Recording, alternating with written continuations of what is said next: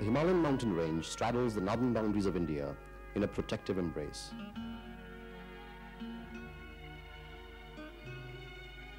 The forbidding demeanor of these mountains and their glorious splendor have both inspired man and intimidated him. From time immemorial, they've been considered either as gods or the dwelling place of the gods.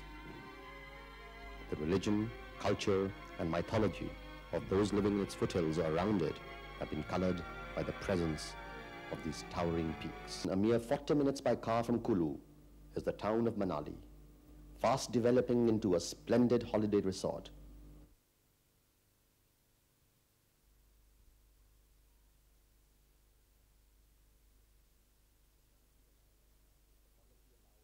The topography allows a tranquil getaway to the visitor.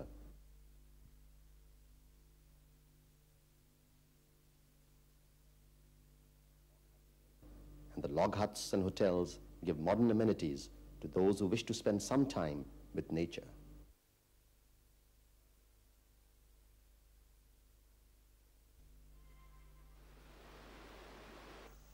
The waterfalls, dense forests, and the sheer grandeur of the region gives Manali the distinction of being the premier holiday destination of northern India.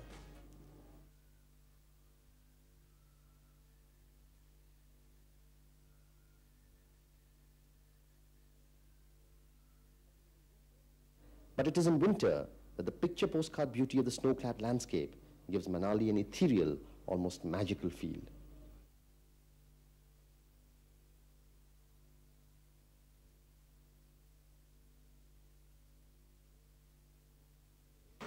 It is said that ever since the earliest Aryan migrations, the great rishis and saints have made this valley their home. To this day, the terrain and landscape of Kulu inspires legends, and the lifestyle of the people revolves around religion and rituals.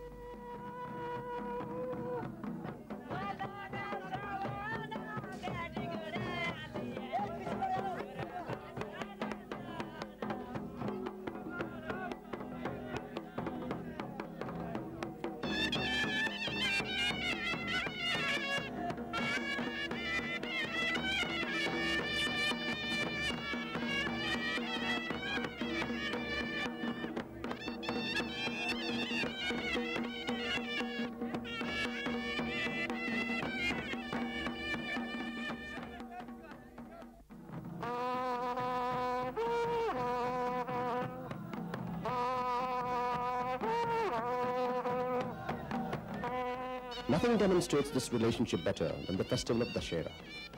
Ostensibly, Dussehra commemorates the victory of Ram over Ravan, a triumph of good over evil. This enactment from the epic Ramayana is celebrated all over India, but it is here in Kulu that the celebrations have their own significance. The festival becomes a great gathering of the gods from temples all around the valley. These gods come to pay homage to Raghunathji, the presiding deity of Kulu.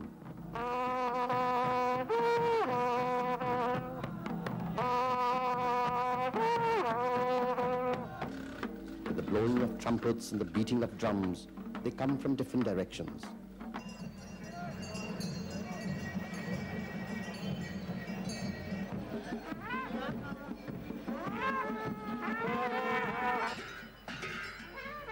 There is a festive atmosphere and a sense of revelry. The priests and the descendants of the royal family of Kulu await their turn to pay obeisance. But the gods navigate their own path. It is said the spirit of the gods enters the men carrying the palanquins. Thus, in a state of trance, zigzagging to the whims of the deities, they arrive to Raghunathji's chariot.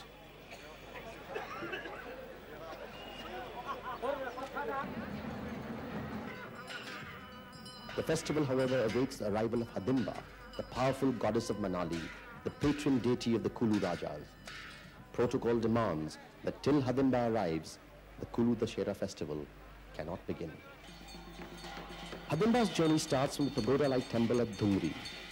Men and women line up along the road with offerings for the all-powerful goddess. With Hidimba's arrival at the Kulu Maidan, the great Kulu Dussehra can begin.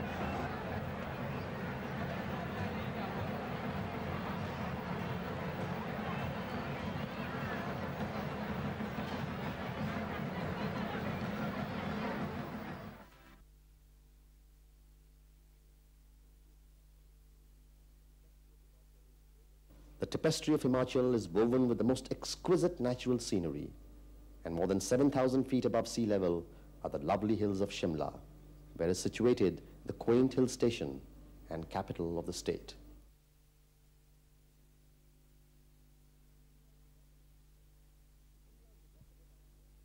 Shimla's evocative ambience is a blend of the glorious past and a vivacious present. Before India achieved independence, Shimla was the summer capital of British India, and the hill station was the principal destination of the Sahibs and Mem Sahibs as they made their way to the cool mountain air of this region. Many a legend and myth still survives about the high-flown social life of these expatriates.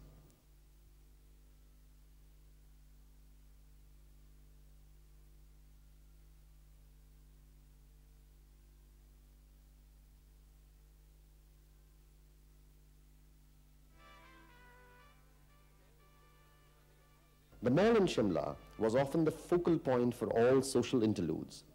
To this day, the mall remains a riot of color, where holidaymakers throng every evening, and the lively carnival atmosphere is heightened by the local band, which plays every summer to entertain the tourists.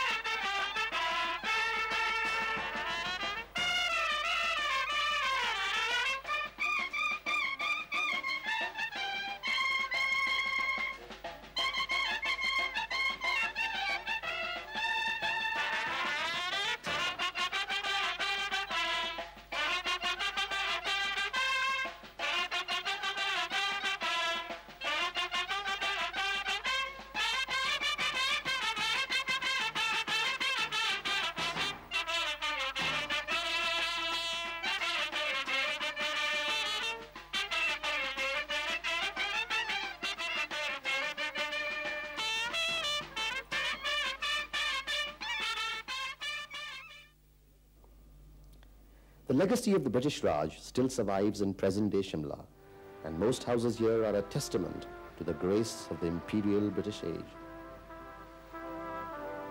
The imposing Viceregal Lodge today houses the Institute of Advanced Studies, a mixture of Elizabethan and Scottish baronial architecture.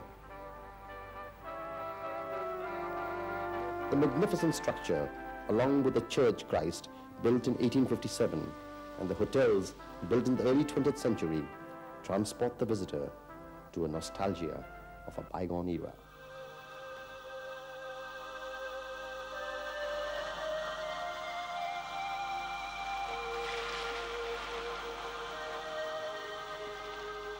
As dusk descends, the charm and tranquility of this Queen of Hill Station becomes more evident.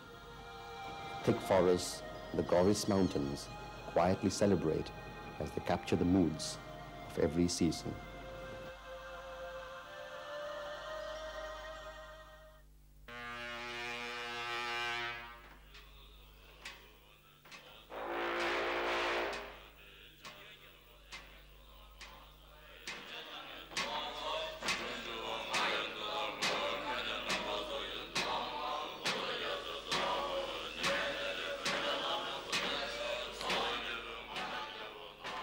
The exotica of Tibetan Buddhism gives a visitor to Dharamshala an encounter with a unique cultural heritage. If the setting is dramatic enough, with the fascinating mountain scenery as the backdrop, the life of the Tibetan refugees, along with the principal spiritual guru, the Dalai Lama, all of whom chose to settle here, gives Dharamshala an exciting dimension.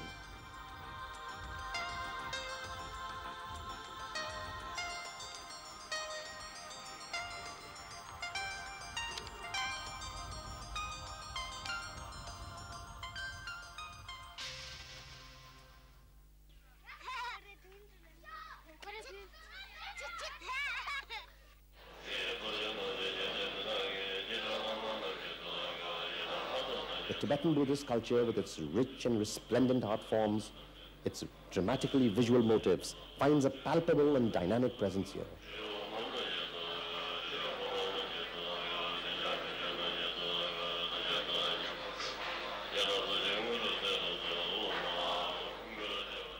monasteries of this small town, the young monks are prepared in every sphere of theology, as well as the practice of the highly stylized rituals.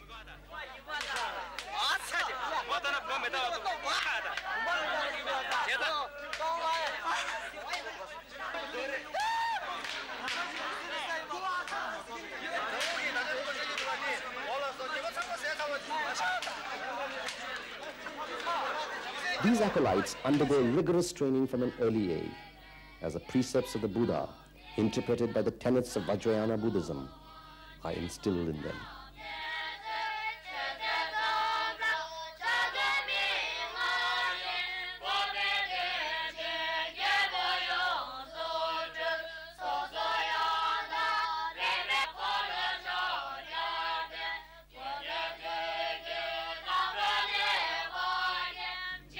For the visitor, Dharamshala becomes an encounter with the exotic, and thousands of foreign tourists throng to this town, as much to experience the mysticism of an ancient religion as to celebrate the timelessness of these teachings with the calm and splendor of the pastoral surrounding.